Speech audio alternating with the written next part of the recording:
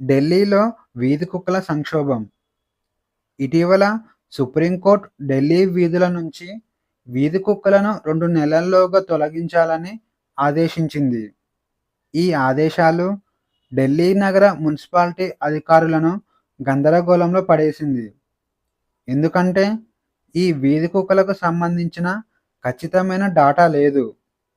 ఢిల్లీలో చివరిసారిగా 2009 సంవత్సరంలో అధికారికంగా కుక్కల గణన జరిగింది. అప్పుడు నగరంలో 5,60,000 కుక్కలు ఉన్నాయి. 2025 సంవత్సరంలో 10 లక్షలకు పైగా వీధి కుక్కలు ఉంటాయని అంచనా. అయితే వీటిని ఉంచడానికి ఢిల్లీలో శాశ్వత ఆశ్రయాలు కూడా లేవు.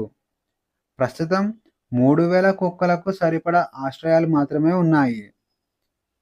అలాగే కుక్కలను చూసుకోవడానికి నిధులు కూడా మంజూరు చేయలేదు. ఒక్క కుక్కకి రోజు ఆహారం పెట్టడానికి ₹40 ఖర్చు అవుతుండగా 10 లక్షల కుక్కలకు రోజుకు 3 కోట్లు ఖర్చు అవుతుంది. అలాగే సంవత్సరానికి 1000కి పైగా కోట్లు ఖర్చయ్యే అవకాశం ఉంటుంది. వీటికి తోడు కుక్కల బాగోగులు చూసుకునే వారికి జీతాలు, కుక్కల వైద్యంకు, అలాగే కుక్కల రవాణాకు అదనంగా ఖర్చు అవుతుంది. సరైన మౌలిక సదుపాయాలు లేకుండా పెద్ద ఎత్తున కుక్కలను బంధించి ఆశ్రయం కల్పించడం వలన అధిక సంఖ్యలో వ్యాధులు మరియు మరణాలు సంభవించే అవకాశాలు ఉన్నాయి. దీంతో మున్సిపాలిటీ అధికారులు ఈ వీధి కుక్కలను ఎలా తొలగించాలి అనే అంశంలో గందరగోళంగా ఉన్నారు. Bhuneer portal. Central ground water authority 2024 సంవత్సరంలో భూనీర్ పోర్టల్ను ప్రారంభించింది. భారతదేశంలోని 19 రాష్ట్రాలు మరియు కేంద్రపాలిత ప్రాంతాలలో భూగర్భ జలాలను నియంత్రించడం కోసం ఈ పోర్టల్ను తీసుకొచ్చారు. భూనీర్ పోర్టల్ జల్ శక్తి మంత్రిత్వ శాఖ ఆధ్వర్యంలో పనిచేస్తుంది. భారతదేశంలో పరిశ్రమలు, మౌలిక సదుపాయాలు మరియు మైనింగ్ ప్రాజెక్టుల ద్వారా విచక్షణారహితంగా బోర్లు వేసి భూగర్భ జలాలను వినియోగిస్తున్నారు. దీనిని అరికట్టడానికి భూనీర్ పోర్టల్ను తీసుకొచ్చారు. ఇక నుంచి ఎవరైనా బోర్లు వేసుకోవాలంటే భూనీర్ పోర్టల్లో దరఖాస్తు చేసుకొని నో అబ్జెక్షన్ సర్టిఫికేట్ పొందాల్సి ఉంటుంది. దీని ద్వారా భూగర్భ జలాలను కొంచెమైనా రక్షించవచ్చని కేంద్రం అభిప్రాయపడుతుంది. ప్రపంచ తల్లిపాల వారోత్సవాలు. ప్రతి సంవత్సరం ఆగస్టు 1 నుంచి 7 వరకు ప్రపంచ తల్లిపాల వారోత్సవాలు నిర్వహిస్తారు. తల్లిపాల ఆవశ్యకతపై అవగాహన కల్పించడం మరియు ప్రోత్సహించడం కోసం ఈ కార్యక్రమాన్ని world alliance for breast feeding action అనే సంస్థ నిర్వహించింది. ఈ కార్యక్రమంలో వరల్డ్ హెల్త్ ఆర్గనైజేషన్, యునిసెఫ్ భాగస్వాములుగా ఉన్నాయి. ఇక 2025 ప్రపంచ తల్లిపాల వారోత్సవాల థీమ్ వచ్చేసి prioritize breast feeding, create sustainable support systems. ప్రధానమంత్రి ఈ-డ్రైవ్ పథకం. ప్రధానమంత్రి electric drive revolution in innovative vehicle enhancement పథకం యొక్క కాల వ్యవధిని కేంద్ర ప్రభుత్వం పొడిగించింది. 2026 మార్చి వరకు ఉన్న ఈ గడువును 2028 సంవత్సరం మార్చి వరకు పెంచింది. 2028 సంవత్సరం నాటికి 24.79 లక్షల ఎలక్ట్రిక్ ద్విచక్ర వాహనాలు, 3.16 లక్షల ఎలక్ట్రిక్ 3 వీలర్స్, అలాగే 14,028 ఎలక్ట్రిక్ బస్సులు, ట్రక్కులు, అలాగే 88,500 ఎలక్ట్రిక్ వెహికల్స్ ఛార్జింగ్ పాయింట్లు అందుబాటులోకి తీసుకురావడం ప్రధానమంత్రి ఈ-డ్రైవ్ పథకం యొక్క లక్ష్యం. భారతదేశంలో అత్యంత పొడవైన మార్గం గల వందే భారత్ ఎక్స్ప్రెస్. నాగ్పూర్ పూణే కారిడార్లో భారతదేశపు అత్యంత పొడవైన మార్గం కలిగిన వందే భారత్ ఎక్స్ప్రెస్ను ప్రధాని మోడీ ప్రారంభించారు. ఈ రైలు మొత్తం 881 కిలోమీటర్ల దూరం ప్రయాణం చేస్తుంది. నాగ్పూర్ సెంట్రల్ రైల్వే స్టేషన్లో జరిగిన ప్రారంభోత్సవ కార్యక్రమంలో ప్రధాని మోడీతో పాటు కేంద్ర మంత్రి నితిన్ గడ్కరీ, మహారాష్ట్ర ముఖ్యమంత్రి దేవేంద్ర ఫడ్నవీస్ పాల్గొన్నారు.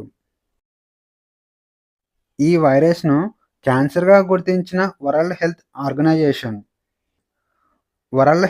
ఆర్గనైజేషన్ అధికారికంగా హెపటైటిస్ డిని క్యాన్సర్ కారక వైరస్‌గా గుర్తించింది. ఈ నిర్ణయం ద్వారా ప్రపంచవ్యాప్తంగా హెపటైటిస్ డికి సంబంధించిన స్క్రీనింగ్‌లు, టీకా క్యాంపెయిన్‌లు పెంచనుంది. ఇండియా లాంటి దేశాల్లో హెపటైటిస్ డి యొక్క టీకా కవరేజీలు అంచనాల కంటే తక్కువగా ఉన్నాయి. అందుకే హెపటైటిస్ నివారణకు సంబంధించిన వ్యూహాలను బలోపేతం చేయాలని కేంద్ర ఆరోగ్య మంత్రిత్వ శాఖ లక్ష్యంగా పెట్టుకుంది. ఇక ఈరోజు క్వశ్చన్స్ వచ్చేసి, భూనీర్ పోర్టల్‌ను ఏ సంస్థ ప్రారంభించింది? ఏ. కేంద్ర కాలుష్య నియంత్రణ board, B. Central ground water authority, C. జాతీయ జల అభివృద్ధి సంస్థ, డి. పర్యావరణం, అటవీ మరియు వాతావరణ మార్పుల మంత్రిత్వ శాఖ.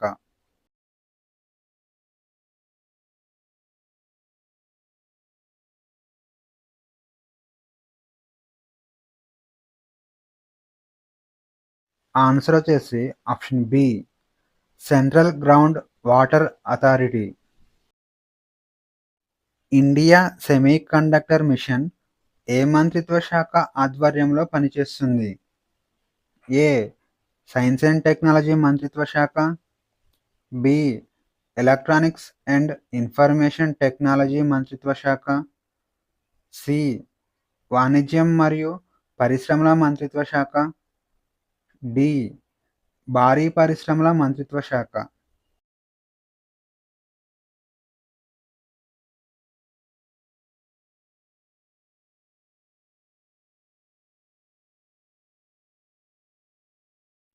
ఆన్సర్ వచ్చేసి option B, electronics and information technology మంత్రిత్వ శాఖ. టాటో 2 జల విద్యుత్ ప్రాజెక్ట్ ఏ రాష్ట్రంలో ఉంది? A. Assam, B. Bihar, C. Sikkim, D. Arunachal Pradesh.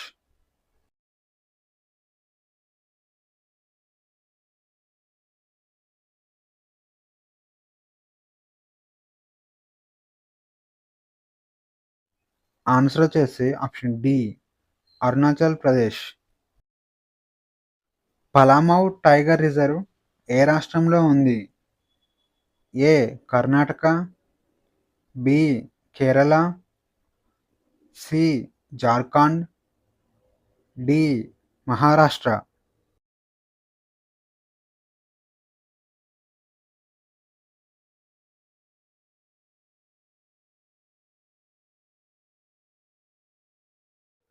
Answer వచ్చేసి option C, Jharkhand. Global terrorism index 2025 నివేదికను ఏ సంస్థ ప్రచురించింది? A. Institute for economics and peace, B. ప్రపంచ ఆర్థిక వేదిక, సి. అంతర్జాతీయ ద్రవ్యనిధి, డి. ప్రపంచ బ్యాంక్.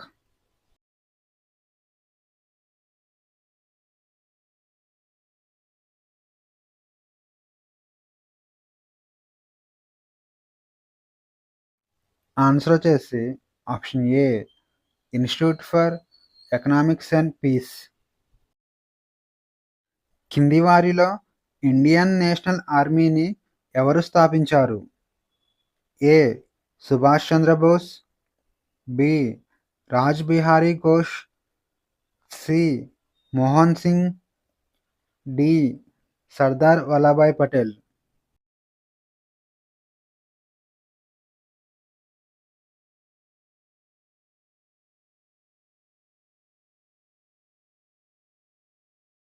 ఆన్సర్ వచ్చేసి option C, Mohan Singh. Indian national ఆర్మీని కెప్టెన్ మోహన్ సింగ్ 1942 సెప్టెంబర్లో సింగపూర్లో స్థాపించారు. 1950 సంవత్సరంలో స్వాతంత్ర్యం వచ్చిన తరువాత భారత ప్రభుత్వం మొదటగా ఏ రాష్ట్రం పేరు మార్చింది? A. Uttar Pradesh, B. Tamil Nadu, C. Karnataka, D. Mumbai.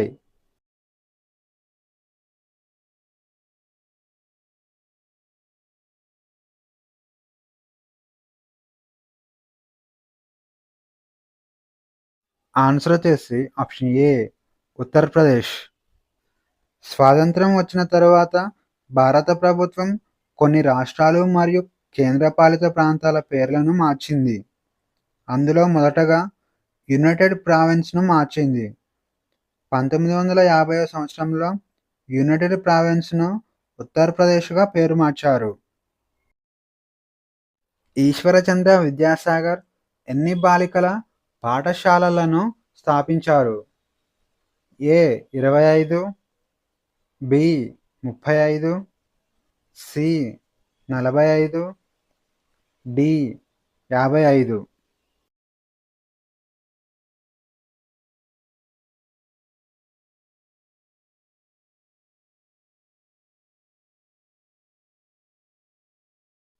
Answer వచ్చేసి ఆప్షన్ బి 35. ఈశ్వరచంద్ర విద్యాసాగర్ 35 బాలికల పాఠశాలలను స్థాపించారు. అలాగే 20 ఆదర్శ విద్యాలయాలను కూడా స్థాపించారు.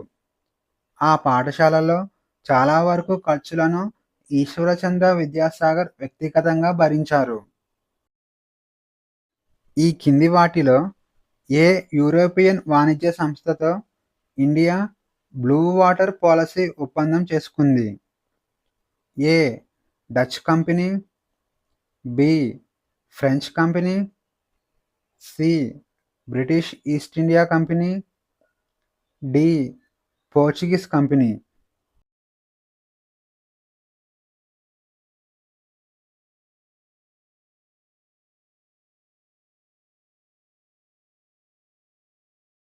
ఆన్సర్ వచ్చేసి option D Portuguese company.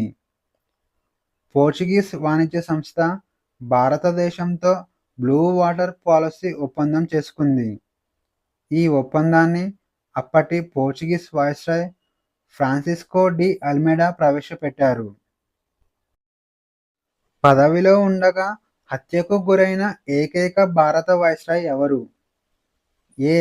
Lord Ripon, B. Lord William Bentinck, C. Lord Mayo, D. Lord Irving.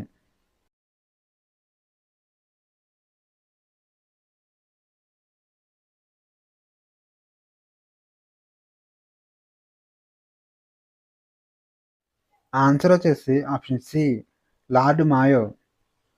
భారత వైస్రాయ్ లార్డ్ మాయో 1872 సంవత్సరంలో అండమాన్లోని సెల్యులార్ జైలును సందర్శించాడు. ఆ సమయంలో పఠాన్ జోషి అనే ఖైదీ చేతిలో హత్యకు గురయ్యాడు.